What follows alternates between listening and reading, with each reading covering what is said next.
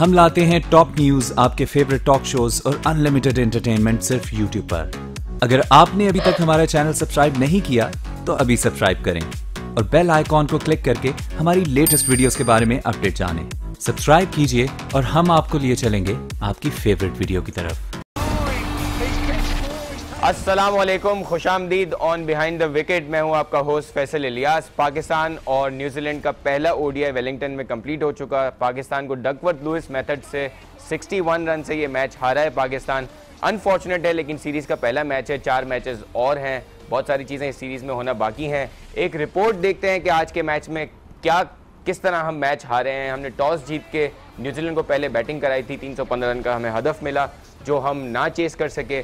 फ़खर जमान ने outstanding batting की। Overall report देखते हैं उसकी। So much for being on the show. Report आपने देखी, थोड़ा सा डिसहार्टनिंग है हमारे लिए कि मैच बिल्कुल डिसहार्टनिंग तो है।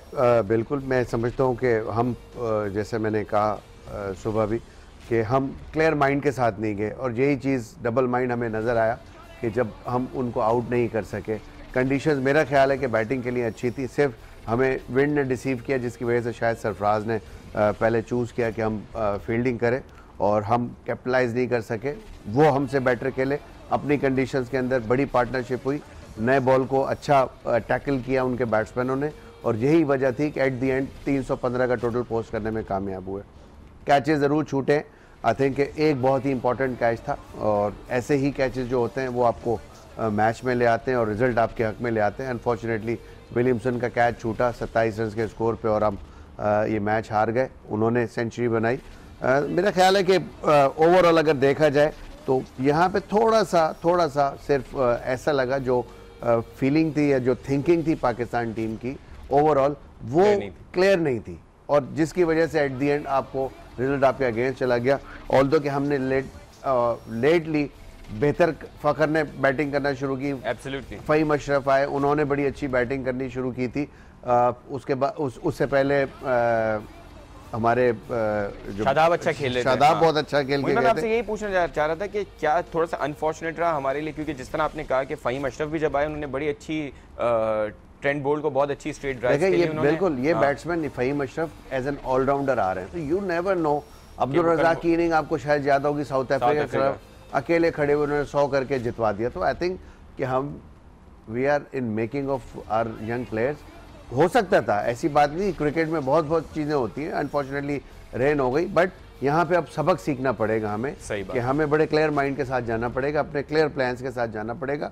फेयर नहीं होना चाहिए। फेयर होगा, डबल माइंड आपका होगा तो फिर रिजल्ट आपके हक में कभी भी नहीं आ सकते। और मोइन भाई आपकी ये बात मुझे बड़ी अच्छी लगती है। आपने हमेशा कहा है कि टीम को जो है वो फुल हार्ट के साथ जाना चाहिए और बिल्कुल एक फोकस करके खेलना चाहिए। और सबसे बड़ी चीज़ आपने कल भी कही थी और आज सुबह के शो में भी कही थी कि फील्डिंग जो है वो कैचेस विन मैचेस। अगर हम कैचेस इस तरह के ड्रॉप करेंगे तो उन बैट्समैनों को वहाँ की कंडीशन में एक मौका चाहिए और वो 100 और बड़े स्कोर बिल्कुल बहुत इंपॉर्टेंट है। आई थिंक बिकॉज के सीनियर प्लेयर्स को प्रूव करनी है। मेरा तो ख्याल है कि इन्हीं 11 के साथ बेस्ट टीम थी।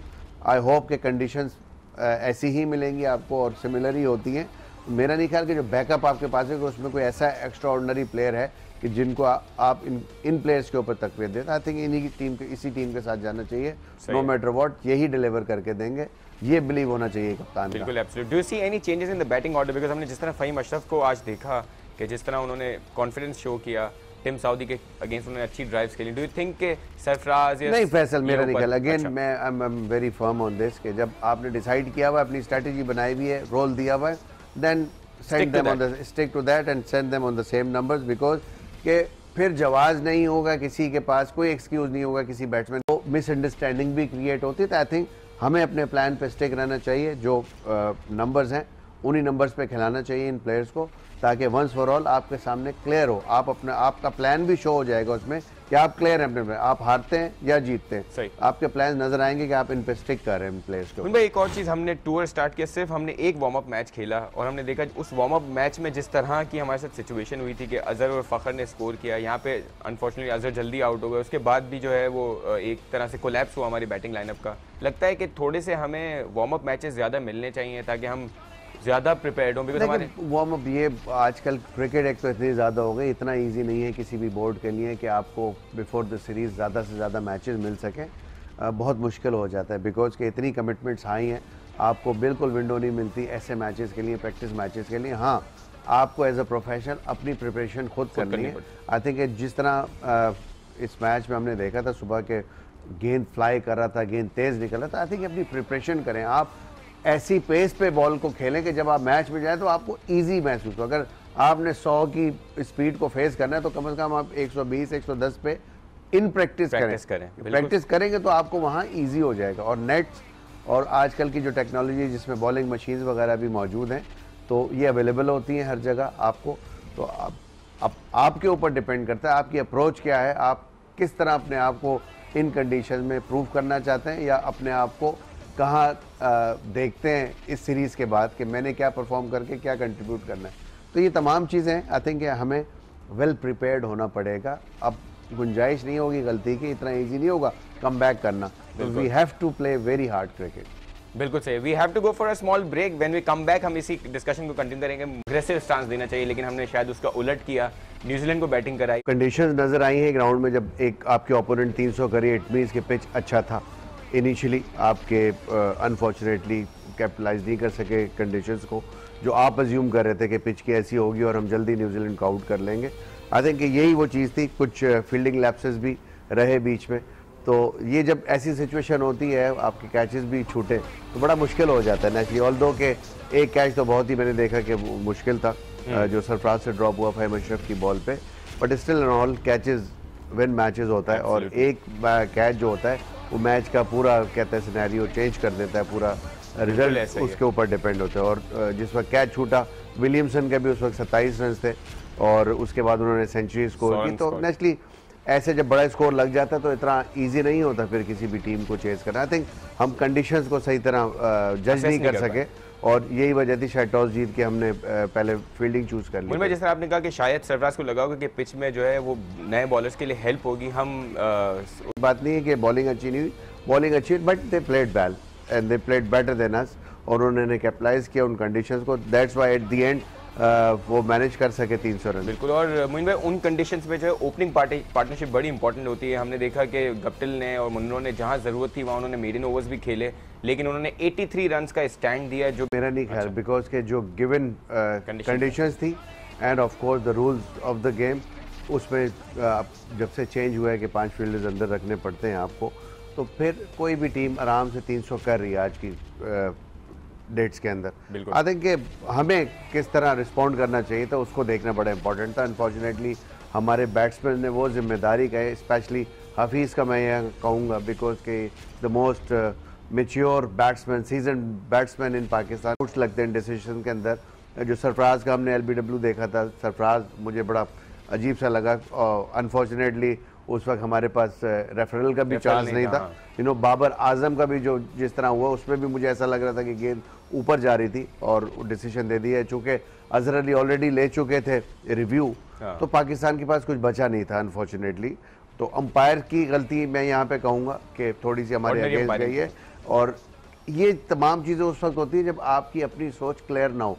हमने, मेरा ख्याल है कि शायद डिसीजन गलत लिया पहले फील्डिंग करने का, जिसकी वजह से शायद कोई डर था, खौफ था जहन के अंदर, जिसकी वजह से मेरा ख्याल है कि जब ये चीज़ें होती हैं तो चीज़ें आपके तमाम अगेंस्ट जाती हैं। और यही हुआ एट दी एंड कि आपके डिसीजंस भी आपके अगेंस्ट गए, यहाँ पे आपसे कैचेस भी छूटें। तो आई थिंक क्लियर माइंड के साथ, पहले भी मैंने कहा था प्रोग्राम में कि जो भी करना है हमने बड़ी क्लियर माइंड के साथ करना है। जो भी प्लान होंगे उनको क्लियर माइंड के साथ फिर एग्जीक्यूट भी करना है, ताकि हर प्लेयर को पता हो कि उसने क्या करना है और कप्तान का डिसीजन क्या होगा। टॉस जीत के बैटिंग करनी है, बॉलिंग करनी है। ये इस दफ़ा मुझे कुछ लगा कि अनफॉर्चुनेटली कि हम मिसरीड कर गए कंडीशन, जिसकी वजह से हम टू माइंड के साथ इस मैच में उतरे। और मोइन भाई हमने देखा है कि Pakistan has never been a good chaser. अभी भी जो हमारी विनिंग स्ट्रीक थी उसमें हम देख रहे थे कि हम जल्दी टीमों को आउट कर रहे थे और हम 230 240 के रन चेस इजीली कर लेते थे। और चैंपियंस ट्रॉफी के फाइनल में हमने पहले बैटिंग करके बड़ा स्कोर खड़ा किया था। तो अभी भी जो चीज़ हमें सही करनी है वो शायद हमारी बैटिंग में चेस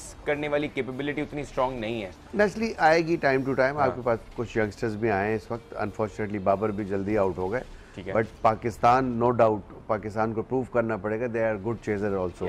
अच्छा, चेजर्स में आपको जो सबसे इंपॉर्टेंट चीज़ है, जब आप चेस कर रहे होते हैं, टॉस जीत के आप फील्डिंग करते हैं, तो आपको इंश्योर करना होता है कि अगली टीम को आपने कम रन्स पे रिस्ट्रिक्ट करना है जो आपकी बैटिंग स्ट्रेंथ है वो, ताकि चेस कर सके। तहजीब साहब हैं कराची से, और भी व्यूअर्स हमारे कॉल कर सकते हैं, हमारे जो कॉलिंग के नंबर्स हैं वो आपकी स्क्रीन पे आ रहे हैं। तहजीब साहब, क्या सवाल है आपका? सर अस्सलाम वालेकुम। वालेकुम अस्सलाम।